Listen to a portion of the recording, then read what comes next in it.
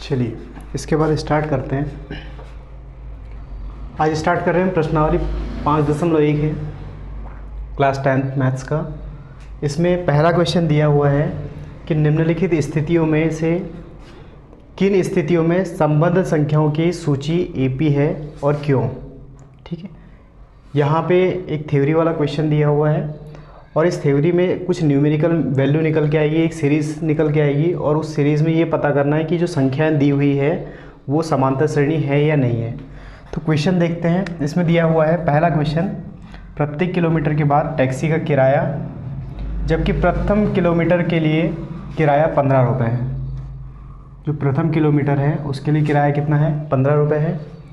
उसके बाद में प्रत्येक अतिरिक्त किलोमीटर के लिए किराया कितना है, 8 रुपये। मतलब 1 किलोमीटर के बाद यदि आगे का रास्ता तय करते हैं तो हर किलोमीटर के लिए जो किराया है वो 8 रुपये है। तो सबसे पहले इसके सॉल्यूशन में हम क्या करते हैं, जो दिया है उसको नोट कर लेते हैं। क्या दिया हुआ है, दिया है यहाँ पर दिया हुआ है कि जो पहला किलोमीटर है उसका किराया कितना है, 15 रुपये है। तो प्रथम किलोमीटर के लिए किराया कितना, प्रथम किलोमीटर के लिए किराया कितना है, बराबर 15 रुपये। ठीक है, उसके बाद दिया है कि प्रत्येक अतिरिक्त किलोमीटर के लिए किराया कितना है, 8 रुपये। प्रत्येक अतिरिक्त किलोमीटर के लिए किराया कितना है, 8 रुपये। ठीक है, तो यहाँ से हम देखते हैं कि भाई जो पहला किलोमीटर है इसके लिए किराया 15 रुपये है। इसका मतलब जो पहला पद है, मतलब ए का मान ये कितना हो जाएगा, 15 हो जाएगा, 15 हो जाएगा। ए का मान हो गया 15। अब इसके बाद देखते हैं सेकंड वाला पद। ठीक है, इसका मतलब A2, ये A1 हो जाएगा। A2 कितना हो जाएगा, दूसरा पद मतलब 2 किलोमीटर के लिए कितना हो जाएगा, देख लेते हैं। 2 किलोमीटर के लिए किराया, 2 किलोमीटर के लिए किराया कितना हो जाएगा भाई, 1 किलोमीटर के लिए तो 15 रुपये है और प्लस कितना हो जाएगा, 1 किलोमीटर एक्स्ट्रा है और उस एक्स्ट्रा के लिए पर किलोमीटर किराया कितना है, 8 रुपये है। तो ये हो जाएगा 15 + 8 और ये हो जाएगा कितना, 23 रुपये, 23 रुपये हो जाएगा। ये जो है 23 किसका मान आ जाएगा, A2 का मान 23 आ गया। ठीक है, अब A3 निकालते हैं। A3 कितना हो जाएगा, 3 किलोमीटर के लिए किराया, 3 किलोमीटर के लिए किराया कितना लगेगा, ये हो जाएगा 15 + 8 और +8। पहले किलोमीटर के लिए 15 रुपये, दूसरे किलोमीटर के लिए 8 रुपये और तीसरे किलोमीटर के लिए भी क्या हो जाएगा, 8 रुपये। इसका मतलब इसको टोटल करेंगे तो ये कितना आ जाएगा, 15 और 8 23 और 23 8 हो जाएंगे 31। ये हो जाएगा 31 रुपये। ठीक है, तो ये अपने यहाँ से 3 पद निकल के आए हैं और अब देखते हैं। चलिए एक पद और निकाल लेते हैं, A4। A4 कितना हो जाएगा, 4 किलोमीटर के लिए किराया, 4 किलोमीटर के लिए कितना किराया हो जाएगा। एक और तरीका है कि जी जितना किराया निकला है इसमें 1 किलोमीटर और एक ऐड कर देंगे, मतलब 1 किलोमीटर का किराया और ऐड कर देंगे, मतलब 31 + 8 कर सकते हैं। तो ये हो जाएगा कितना, 39 रुपये। मतलब 4 किलोमीटर के लिए कुल कितना किराया देना पड़ेगा, ये देना पड़ेगा 39 रुपीज़। ठीक है, अब यहाँ से एक सीरीज़ निकल के आ रही है, कौन सी है, 15 23, ये है 23 31 और 39। ये श्रृंखला आगे बढ़ते रहेगी, लेकिन यहाँ ये पता करना है कि एपी है या नहीं है।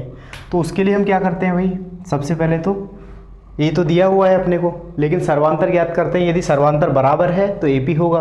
अब सर्वांतर के लिए क्या करेंगे, सर्वांतर डी बराबर कितना हो जाएगा, A2 माइनस A1 मतलब 23 माइनस 15, इसको चेक कर लेंगे, ये कितना हो जाएगा, ये हो जाएगा 8। उसके बाद A3 माइनस A2, इसको भी चेक कर लेते हैं। A3 कितना है, 31 है, और माइनस का 23, तो यहाँ पर भी 8 हो जाएगा। A4 माइनस A3, ये कितना हो जाएगा, 39 माइनस A4 कितना है यहाँ पर 39 है, और माइनस का A3 मतलब 31, ये भी वैल्यू 8 निकल के आ जाएगी। यहाँ पर देखिए इस सब में D का मान बराबर है और वो कितना है, 8 है। ठीक है, जब D का मान समान है इसलिए AP होगा, तो यहाँ नोट कर लेते हैं D का मान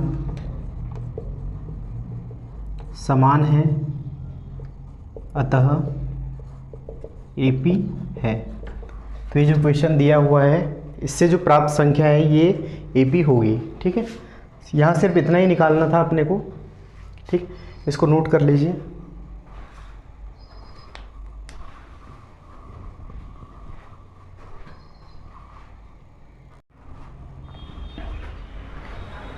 चलिए इसके बाद देखते हैं, आगे बढ़ते हैं। ये जो फर्स्ट वाला पार्ट था क्वेश्चन का, प्रश्नावली 5.1 का, इसी का पहले प्रश्न का ही सेकंड वाला क्वेश्चन है, ये दिया हुआ है। इसमें भी ये जो संख्या निकलेगी इस क्वेश्चन से, ये थ्योरी क्वेश्चन दिया हुआ है, इसमें जो संख्या आएगी उसको चेक करना है कि वो एक समांतर श्रेणी है या नहीं है। तो यहाँ पर देखते हैं कि किसी बेलन में उपस्थित हवा की मात्रा जबकि वायु निकालने वाला जो पंप है, वायु निकालने वाला जो पंप है वो प्रत्येक बार बेलन की शेष हवा का 1/4 भाग बाहर निकाल देता है। तो यहाँ पर कंडीशन क्या है, तो ये देख लेते हैं डायग्राम के माध्यम से। एक बेलन है, यहाँ पर कुछ हवा भरी हुई है, और जो पंप है वो एक बार में क्या कर रहा है कि इसका 1/4 हवा बाहर कर रहा है। ठीक है, तो यहाँ पर हम एक चीज़ मान लेते हैं, ये मानना पड़ेगा कि बेलन में कितनी हवा भरी हुई है। तो कुछ कैलकुलेशन को आसान करने के लिए हम क्या करते हैं, यहाँ पर मान लेते हैं कि ये 64 लीटर क्या है, इसमें हवा भरी हुई है इस बेलनाकार पात्र में। ठीक है, बेलन में 64 लीटर हवा भरी हुई है। तो यहाँ लिख देते हैं, माना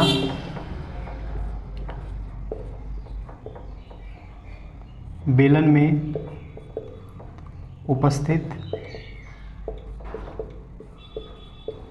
हवा की मात्रा कितना, 64 लीटर। ठीक है, 64 लीटर हम मान लेते हैं कि इस बेलन में 64 लीटर हवा भरी हुई है।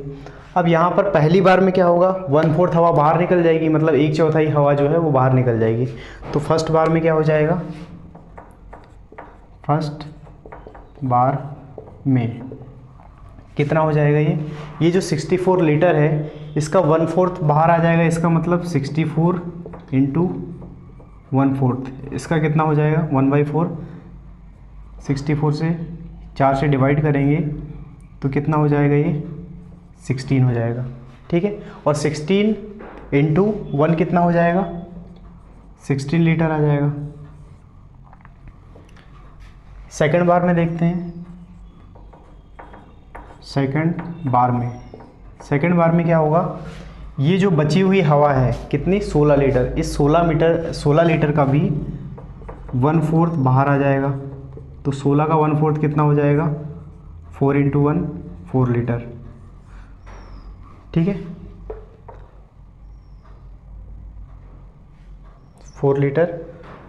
उसके बाद में थर्ड बार में देखते हैं, थर्ड बार में क्या हो जाएगा, 4 इंटू 1/4, 1/4 कितना हो जाएगा, ये 1 लीटर। तो यहाँ एक श्रृंखला मिली। हाँ, दूसरी चीज़ ये है कि यहाँ पर मानना मैंने 64 लीटर ही माना है। क्यों माना है, कोशिश करना है कि 4 के मल्टीपल में हो ताकि कैलकुलेशन में कोई दिक्कत नहीं हो। ठीक है, तो यहाँ पर अपने को जो संख्या मिली है वो कितनी मिली है, 16, 4 और 1। ठीक है, अब इसको चेक करते हैं कि ये क्या AP है या नहीं है। तो सबसे पहले प्रथम पद तो हमें दिया हुआ है, डायरेक्ट सर्वांतर देखते हैं। सर्वांतर D किसके बराबर हो जाएगा, ये 4 माइनस 16, ये कितना हो जाएगा, माइनस का 4 माइनस 16 माइनस का 12 आ जाएगा। उसके बाद यहाँ फिर देखते हैं कितना 1 माइनस 4, ये हो जाएगा माइनस का 3। क्या ये सर्वांतर बराबर है? कौन सा? A2 है ना, A2 minus A1, 4 minus 16 minus का 12 आ रहा है, लेकिन ये A3 माइनस A2 कितना आ रहा है? माइनस का 3 आ रहा है। तो यहाँ पर सर्वांतर बराबर नहीं आ रहा है, तो यहाँ पर हम लिख सकते हैं D का मान समान नहीं है, अतः AP नहीं है। ठीक है, ये जो थ्योरेटिकल क्वेश्चन दिया हुआ है, इससे जो प्राप्त संख्या मिल रही है और उन संख्याओं से जो श्रृंखला मिल रही है वो श्रेणी क्या है? ये समांतर श्रेणी के अंतर्गत नहीं आएगी। क्यों? क्योंकि उसका रीज़न क्या है कि D का मान यहाँ पर समान नहीं है। ठीक है, इसको नोट कर लीजिए। अगला इसमें और थर्ड क्वेश्चन भी है, थर्ड और फोर्थ।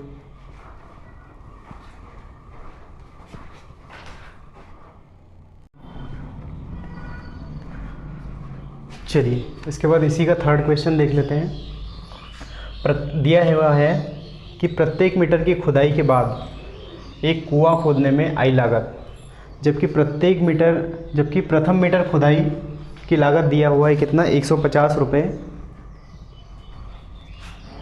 प्रथम मीटर के लिए जो खुदाई की लागत दिया हुआ है 150 रुपये दिए है, और उसके बाद में हर मीटर के लिए, मतलब प्रत्येक मीटर के लिए खुदाई की लागत कितनी है? 50 रुपये बढ़ जाती है। ठीक है, तो यहाँ पर पहले नोट कर लेते हैं कि क्या हो रहा है। चलिए देखते हैं। सबसे पहले प्रथम मीटर खुदाई की लागत, प्रथम मीटर खुदाई की लागत कितनी हो जाएगी भाई? ये हो जाएगी 150 रुपये, 150 रुपये। ठीक है, अब यदि 2 मीटर का ले लेते हैं, 2 मीटर की लागत कितनी हो जाएगी? 2 मीटर खुदाई की लागत, 2 मीटर खुदाई की लागत कितनी हो जाएगी? 150 प्लस 50 रुपये एक्स्ट्रा। ठीक है, प्रत्येक मीटर खुदाई की लागत 50 रुपये बढ़ जाती है हर मीटर में, 1 मीटर के बाद में। तो यहाँ पर कितना हो जाएगा? 150 प्लस 50, ये हो जाएगा 200 रुपीज़, 200 रुपये। ठीक है, 3 मीटर की लागत कितनी हो जाएगी? 3 मीटर खुदाई की लागत, ये कितना हो जाएगा भाई? 200 रुपये में फिर 50 रुपये ऐड कर देंगे, 200 प्लस हो जाएगा 50, ये हो जाएगा 250 रुपीज़। ठीक है, 250 रुपये। वैसे ही 4 मीटर का भी निकाल लेते हैं। 4 मीटर के लिए कितना हो जाएगा भाई? 4 मीटर खुदाई की लागत कितना? 250 प्लस का 50, और ये हो जाएगा 300 रुपीज़, मतलब 300 रुपये। तो यहाँ से क्या क्लियर हो रहा है कि यदि कुआं खोदने बैठे हैं और उसके बाद में जो 1 मीटर खुदाई की लागत कितनी हो जाएगी? 150 रुपये। 2 मीटर खोदने की लागत कितनी हो जाएगी? 2 मीटर खुदाई की लागत कितनी हो जाएगी? 200 रुपये। हाँ, यहाँ पर एक चीज़ और है कि ये दूसरे मीटर की बात हो रही है ना, सेकंड मीटर की, थर्ड मीटर की और फोर्थ मीटर की। मतलब 1 मीटर की लागत कितनी होगी? 150। उसके बाद अगले 1 मीटर की लागत कितनी हो जाएगी? 200 रुपये। अगले 1 मीटर की लागत कितनी हो जाएगी? 250 रुपये। और अगले मतलब चौथे मीटर की लागत कितनी हो जाएगी? 300 रुपये। तो यहाँ से एक सीरीज़ निकल के आ रही है 150, 200, 250 और 300। ये संख्याएं आगे बढ़ती रहेगी। अब यहाँ ये पता करना है कि ये जो श्रेणी मिली है ये समांतर श्रेणी है या नहीं। और अपने को एक चीज़ पता है कि यहाँ पर समांतर श्रेणी कब होती है? जब सर्वांतर का मान बराबर होता है। तो सर्वांतर चेक कर लेते हैं। सर्वांतर कितना हो जाएगा? डी का मान यहाँ पर 200 माइनस 150 कितना हो जाएगा? 50। उसके बाद में तीसरा पद माइनस दूसरा पद, मतलब 250 माइनस 200, ये हो जाएगा, ये भी 50 है। उसके बाद चौथा पद है 300 और तीसरा पद है 250, माइनस करने पे ये भी 50 आ जाएगा। इसका मतलब सारे के सारे सर्वांतर जो डी का मान है वो समान है। तो यहाँ नोट कर लेते हैं डी का मान समान है, अतः AP है। ठीक है, डी का मान समान है इसलिए समांतर श्रेणी है। इसको नोट कर लेते हैं। एक और क्वेश्चन बचा हुआ है इसका 4th नंबर वाला, इसे नोट कर लीजिए, उसके बाद देखते हैं।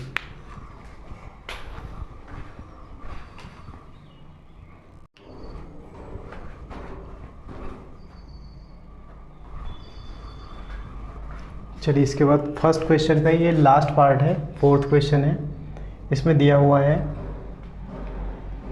इसमें भी AP है या नहीं ये चेक करना है।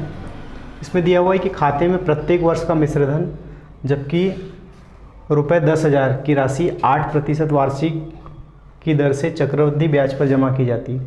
ठीक है, अब यहाँ पर देखते हैं कि जो दिया है, सबसे पहले लिख लेते हैं इसको। क्या दिया हुआ है? मूलधन दिया हुआ है कि 10,000 रुपये जमा कर रहे हैं। तो दिया है क्या? मूलधन। मूलधन कितना दिया हुआ है? 10,000 रुपये। ठीक है, 10,000 रुपये की राशि खाते में जमा की जा रही है। और 1 साल के बाद क्या होगा? तो 1 साल के बाद देखते हैं, 1 वर्ष बाद यहाँ पर ध्यान दीजिए, एक साधारण ब्याज का फॉर्मूला होता है क्या? मूलधन गुणा दर गुणा समय बटे 100। ठीक है, तो उसका भी यूज़ कर लेते हैं। और एक चलिए यहाँ पर नोट कर लेते हैं, जो साधारण ब्याज होता है वो कितना होता है? मूलधन गुणा दर गुणा समय बटे 100, ये होता है साधारण ब्याज का फॉर्मूला। अब इस साधारण ब्याज में यदि मूलधन को जोड़ दिया जाता है तो वो मिश्रधन कहलाता है। ठीक है, तो यहाँ पर एक और फॉर्मूला नोट कर लेते हैं कि मिश्रधन किसके बराबर हो जाएगा? मूलधन धन ब्याज, मतलब जो साधारण ब्याज होगा वो। ठीक है, और ब्याज मतलब ये साधारण ब्याज। यहाँ 2 फॉर्मूले का यूज़ हो सकता है। चलिए इसी के माध्यम से हम क्वेश्चन बनाते हैं। तो 1 वर्ष के बाद में क्या हो जाएगा? ये मूलधन तो रहेगा ही, लेकिन इसमें क्या प्लस हो जाएगा? साधारण ब्याज। साधारण ब्याज क्या हो गया? मूलधन गुणा दर। दर कितना दिया है क्वेश्चन में? दर है 8%, तो 8 और गुणा समय कितना है? 1 वर्ष है, और बटे क्या हो जाएगा? 100 हो जाएगा। इसको कैलकुलेट कर लेते हैं। तो यहाँ से ये 2 0 से 2 0 कैंसिल हो जाएंगे, तो यहाँ क्या हो जाएगा? ये 10,000 है, प्लस कितना हो जाएगा? ये 800 रुपये, मतलब 10,800 रुपये। ये क्या हो जाएगा? 1 साल के बाद जो मिश्रधन होगा। ठीक है, तो यहाँ पे A1 तो इसको मान लेते हैं, A1 कितना है? 1,000 रुपये है। ठीक है, ये निकल जाएगा। A2 कितना आ गया है? 10,000, सॉरी A1 कितना है? 10,000 रुपये है, और A2 कितना आ गया? 10,800 रुपये। अब वैसे ही 2 साल के बाद निकाल लेते हैं, 2 वर्ष बाद। 2 वर्ष बाद क्या हो जाएगा? अब ये जो ब्याज मिला हुआ है, ये जो मिश्रधन आया है, इसी मिश्रधन में क्या ऐड करेंगे? अगले साल का जो ब्याज रहेगा वो। तो 10,800 प्लस ये कितना हो जाएगा? इसमें अब देखिए 1 साल के बाद में ये मिश्रधन हो चुका है, तो ब्याज किस पर लगेगा? ये जो पैसा जमा हो चुका है इस पर ब्याज लगेगा, मतलब 10,800 रुपये गुणा दर कितना है? 8%, समय 1 साल, और बटे 100। इसको कैलकुलेट कर लेते हैं। तो इसको कैलकुलेट करने पे क्या होगा? 0 0 0 0, मतलब दोनों 0 से दोनों 0 कैंसिल हो जाएंगे। यहाँ पर देख लेते हैं 10,800, और यहाँ पर इसको 108 का गुणा यदि 8 से करते हैं तो कितना हो जाएगा 864, ठीक है 864 आ जाएगा। इसको ऐड करते हैं, कितना हो जाएगा ये 4 6 1 1, ठीक है। तो ये 2 साल के बाद जो मिश्र धन है ये A3 है, इसका मान कितना आ जाएगा 11,664 रुपये, ठीक है। अब देखते हैं ये जो तीनों चीज़ें मिली है, तीनों संख्याएं मिली है, ये क्या वास्तव में AP है या नहीं है। तो इसको पहला पद क्या है यहाँ पर 10,000, दूसरा पद क्या है 10,800, तीसरा पद क्या है 11,664 और ये चीज़ें हैं, ठीक है। तो यहाँ AP को है या नहीं ये चेक करने के लिए हम क्या करेंगे, तो सबसे पहले क्या करेंगे सर्वांतर निकालते हैं। यदि सर्वांतर सेम है तो AP होगा, अदरवाइज़ नहीं होगा। तो यहाँ देख लेते हैं कैसे निकालेंगे सर्वांतर। सर्वांतर ये हो जाएगा D बराबर कितना 10,800 माइनस 10,000, ये हो जाएगा 800। एक D का मान आ गया 800। उसके बाद देख लेते हैं अगला क्या है 11,664 माइनस 10,800, इसको माइनस करते हैं कितना हो जाएगा 4 6 8 मतलब 864। तो भाई D का मान तो अलग अलग आ रहा है, और जब D का मान अलग अलग है मतलब सर्वांतर जब अलग अलग है तो क्या हो जाएगा D का मान समान नहीं है, समान नहीं है, अतः क्या हो जाएगा AP नहीं है, ठीक है। ये जो क्वेश्चन दिया है और क्वेश्चन में जो मिश्रधन प्राप्त हुए हैं हर साल के लिए, ये मिश्रधन से एक श्रृंखला मिली है, लेकिन ये AP नहीं है। क्यों नहीं है, क्योंकि यहाँ पर देखिए सर्वांतर अलग अलग आ रहे हैं, ठीक है, सर्वांतर भिन्न है इसलिए AP नहीं होगा। चलिए इसके बाद अगला क्वेश्चन देखेंगे सेकंड नंबर वाला, इसको नोट कर लीजिए। Okay, thank you.